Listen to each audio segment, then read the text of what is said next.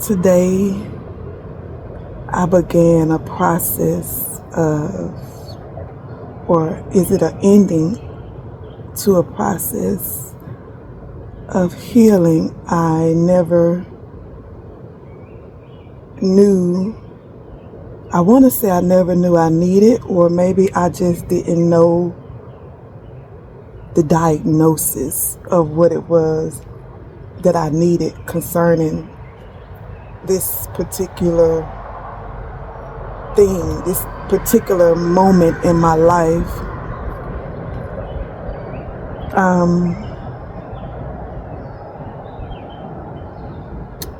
July 5th, 2003.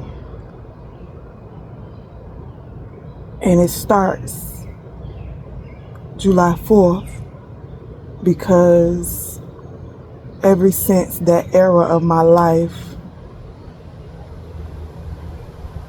and for multiple reasons, I never really cared, but that was the beginning.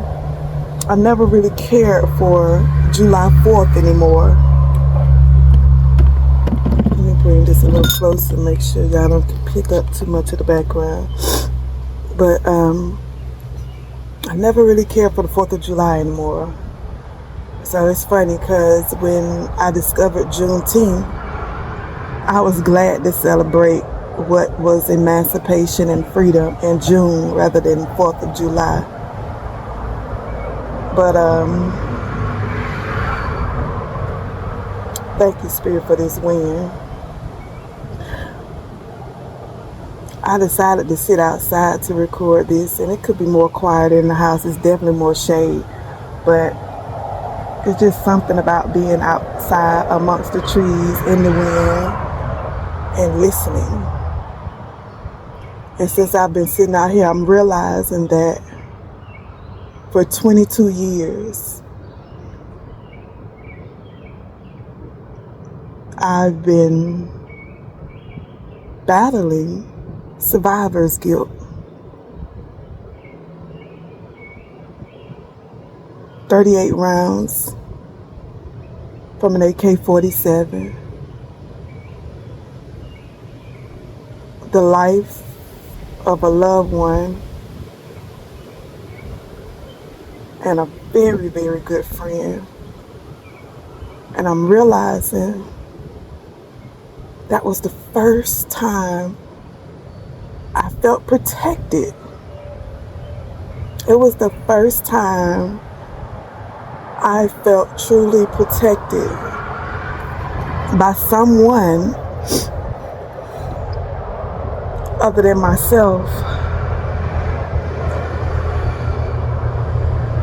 And I don't take anything away from my mother because she did her best to protect me the best way she knew how. But I'm realizing this is the first time I felt really truly protected. It was the first time I knew love on a different level, and it was unconditional. It was the first time. It was the first time I had anybody to really teach me certain things in a way that I needed, that I could truly understand. And again, other than my mother. But if you've ever heard the saying or the gospel song, Too Close to the Mirror, sometimes those closest to us can't reach us as well for whatever reasons, and it's because it's such close proximity. And I'm experiencing that, I think, with my niece now, but I didn't hear my mother the same way I heard this person. But I really feel as though I have been fighting with, battling with, at war with survivor's guilt. And nobody Nobody knew to tell me that this is what this is. It's a beautiful, beautiful fawn.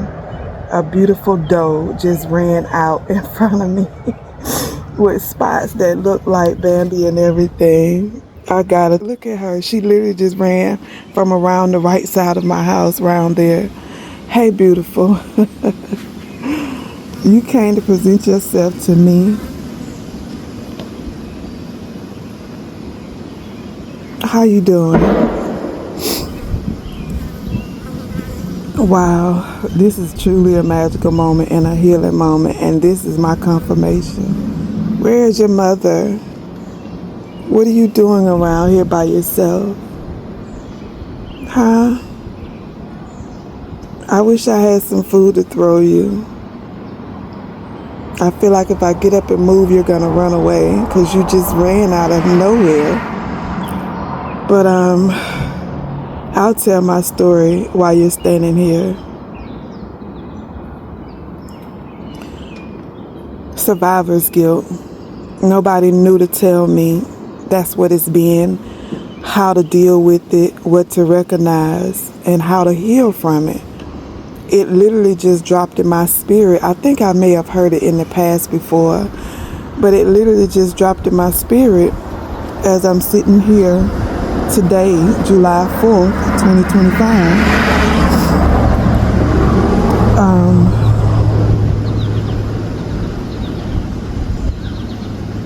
I just didn't know, and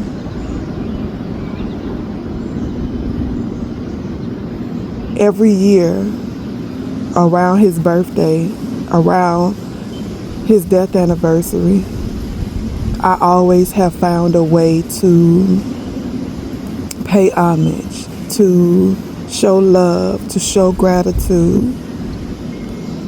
And speaking about survivor's guilt, I realized that there was a lot of weight concerning his death that I carried. And maybe it's because I know it's because I was sitting right next to him. It was in my lap that he collapsed. It was in my face that he looked. And without saying a mumbling word, he had to go. And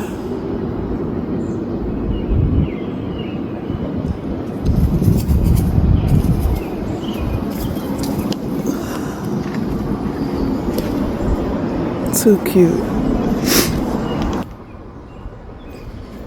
Some of the things that I carried that weren't mine to carry that I didn't realize was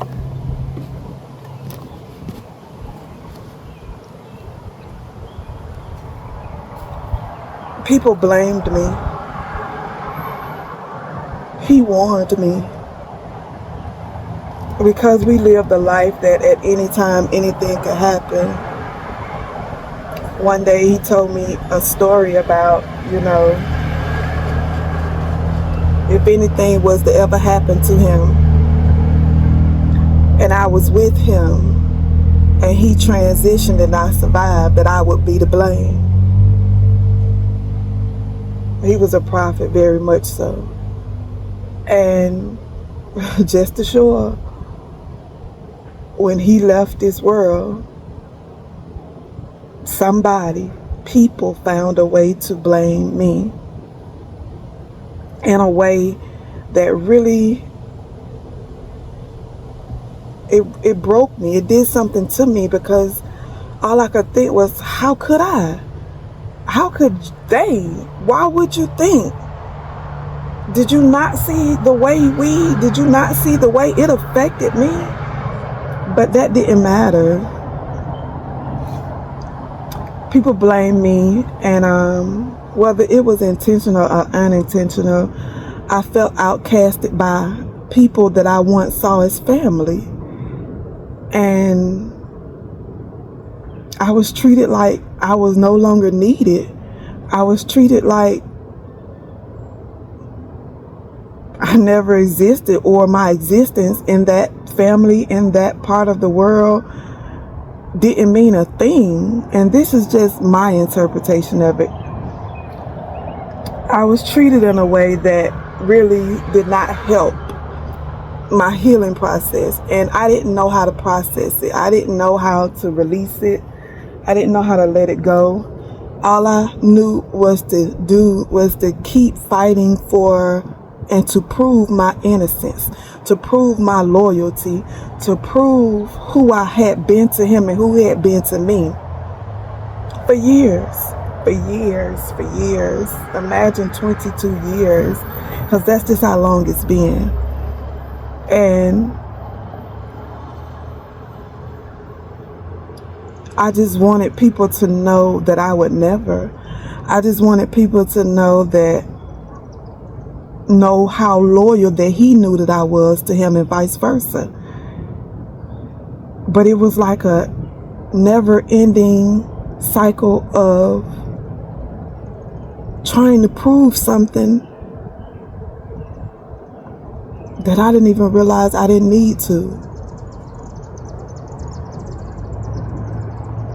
In my heart and mind, I felt like I had to, because the last thing I wanted was these people that I loved to think, even the people that I didn't know and didn't love, I just did not want nobody to think that I could ever do such a thing. And now when I say it was never ending,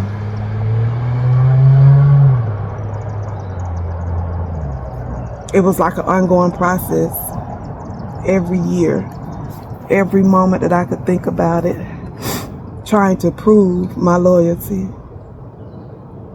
I tried to hold on to every person that was in my life at the time, and every person and everything that we shared together. I even tried to stay in the state, and I heard that two ways: stay in the state in which we were living, and also stay in a state of mind that was geared around this part of my life. It's like I felt like I owed something to everybody, everything concerning him, because I didn't know that I was at war with survivor's guilt, at war with the thoughts and feelings and words of other people. It's almost as if at some point I found a way to even blame myself, because maybe if I would have, or maybe had I should have, and this, that, and the third. But now, knowing what I know about transitioning, some things are just inevitable. I saw it in a dream. His mom saw it in a dream. And he also told me, one day I am going to have to pay for what I did to such and such. Even though he had served time concerning that part of his life, time in prison, his words to me was, one day I am going to have to come face to face with what I did.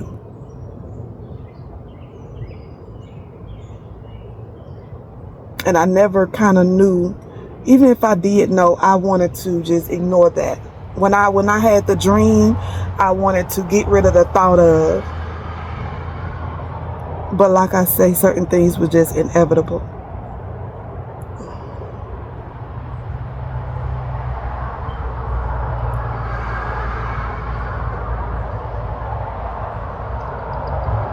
Surviving that thing, amongst other things in my life,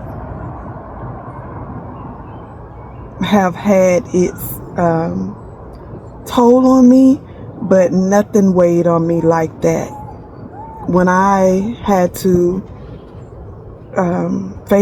come face to face with the transitioning of my grandmother 2 days and 10 years after him, July was like, listen, I don't want no parts of July. Can you just hurry up and come on by? At least the beginnings of it, because I had a niece that was born July 20th, 2005, and she was the sunshine of my life, and still is when she not acting out. But anyway, that's a whole nother story. She's learning, she's growing.